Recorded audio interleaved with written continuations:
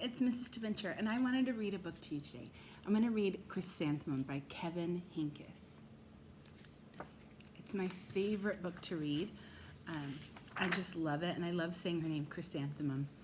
It's a fun word to say. Okay, the day she was born was the happiest day in her parents' lives. She's perfect, said her mother. Absolutely, said her father. And she was. She was absolutely perfect. Her name must be everything she is, said her mother. Her name must be absolutely perfect, said her father. And it was. Chrysanthemum. Her parents named her Chrysanthemum. Chrysanthemum grew and grew and grew. And when she was old enough to appreciate it, Chrysanthemum loved her name.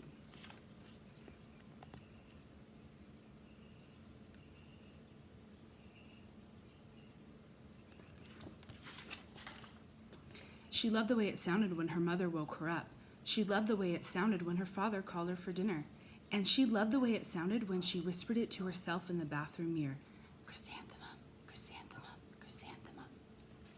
Chrysanthemum loved the way her name looked when it was written with ink on an envelope.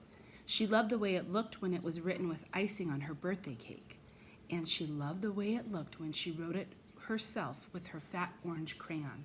Chrysanthemum, chrysanthemum, chrysanthemum.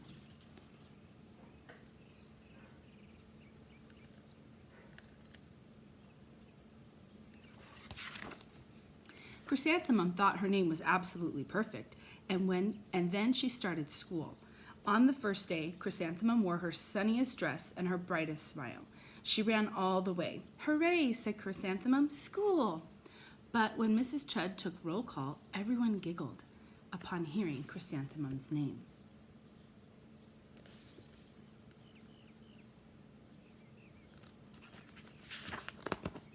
It's so long, said Joe. It scarcely fits on your name tag, said Rita, pointing. I'm named after my grandmother, said Victoria. You're named after a flower.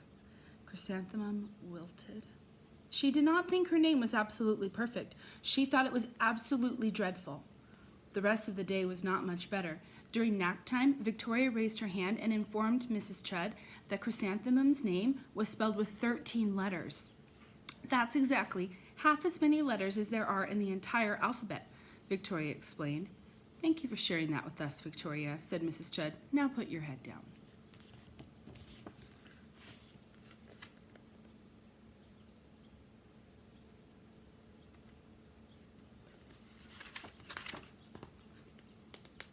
If I had a name like yours, I'd change it, Victoria said as the students lined up to go home.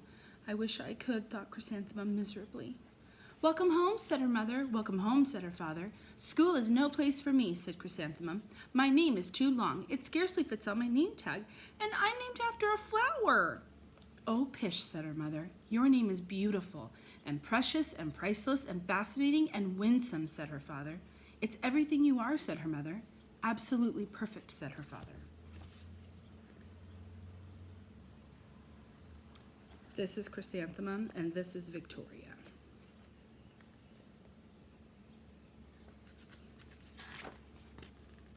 Chrysanthemum felt much better after her favorite dinner, macaroni and cheese with ketchup, and an evening filled with hugs and kisses and parcheesi. That night, Chrysanthemum dreamed that her name was Jane. It was an extremely pleasant dream.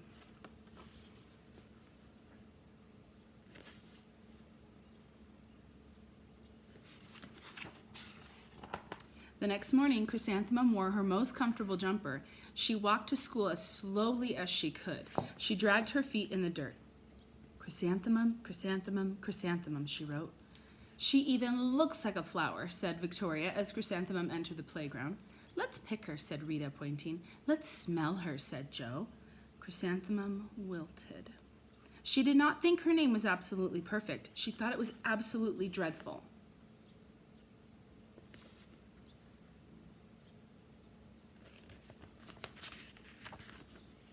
The rest of the day was not much better. During nap time, Victoria raised her hand and said, A chrysanthemum is a flower. It lives in a garden with worms and other dirty things. Thank you for sharing that with us, Victoria, said Mrs. Chudd. Now put your head down. I just cannot believe your name, Victoria said, as the students lined up to go home.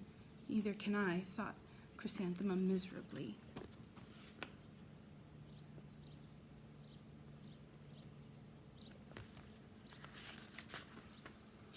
Welcome home, said her mother. Welcome home, said her father. School is no place for me, said Chrysanthemum. They said I even looked like a flower. They pretended to pick and smell me. Oh, pish, said her mother. They're just jealous and envious and begrudging and discontented and jaundiced, said her father. Who wouldn't be jealous of a name like yours, said her mother. After all, it's absolutely perfect, said her father.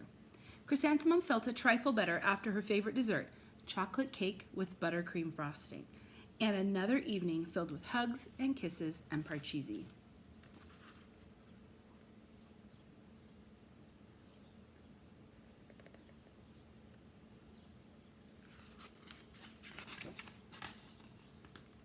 That night, Chrysanthemum dreamed that she really was a chrysanthemum.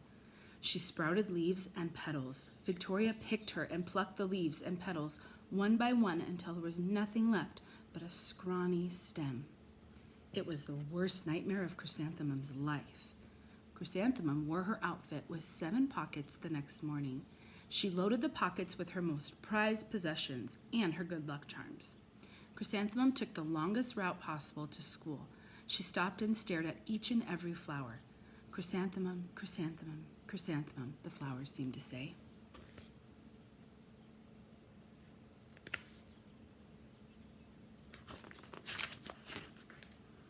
That morning, the students were introduced to Mrs. Twinkle, the music teacher. Her voice was like something out of a dream. She was, as was everything else about her. The students were speechless. They thought Mrs. Twinkle was an indescribable wonder.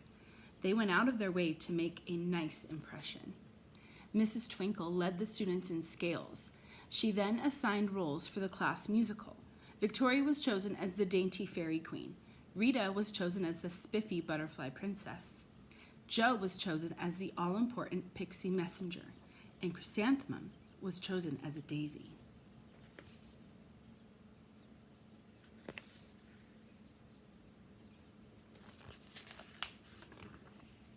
Chrysanthemum's a daisy, chrysanthemum's a daisy, Jo, Rita, and Victoria chanted, thinking it was wildly funny. Chrysanthemum wilted.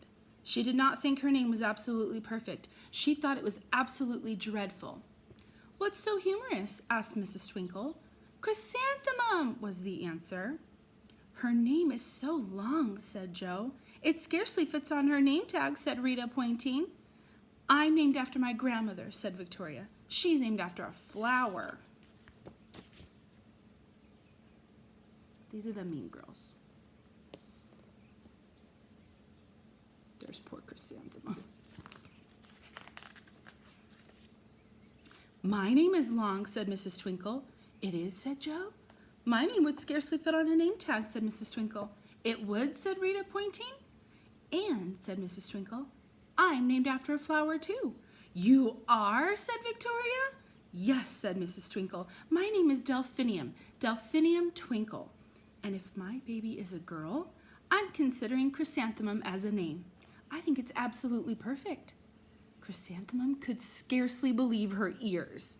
She blushed. She beamed. She bloomed. Chrysanthemum, chrysanthemum, chrysanthemum.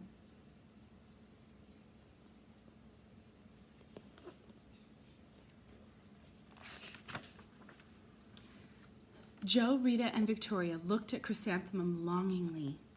Call me Marigold, said Jo. I'm Carnation, said Rita, pointing. My name is Lily of the Valley, said Victoria. Chrysanthemum did not think her name was absolutely perfect. She knew it.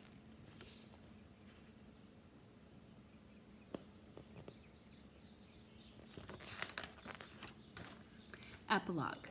Overall, the class musical was a huge success. Chrysanthemum was absolutely perfect as a daisy. Victoria made the only mistake. She completely forgot her lines as the dainty fairy queen. Chrysanthemum thought it was wildly funny, and she giggled throughout the entire dance of the flowers. Eventually, Mrs. Twinkle gave birth to a healthy baby girl, and of course, she named her Chrysanthemum. There's little pictures on this page. That's the end of our story today. I hope you really enjoyed it. I love and I miss all of you guys. I miss seeing all the scholars, not just kindergarten, but all of you. And I hope that you really enjoyed today's story. I love and I miss you guys. I hope to see you all soon.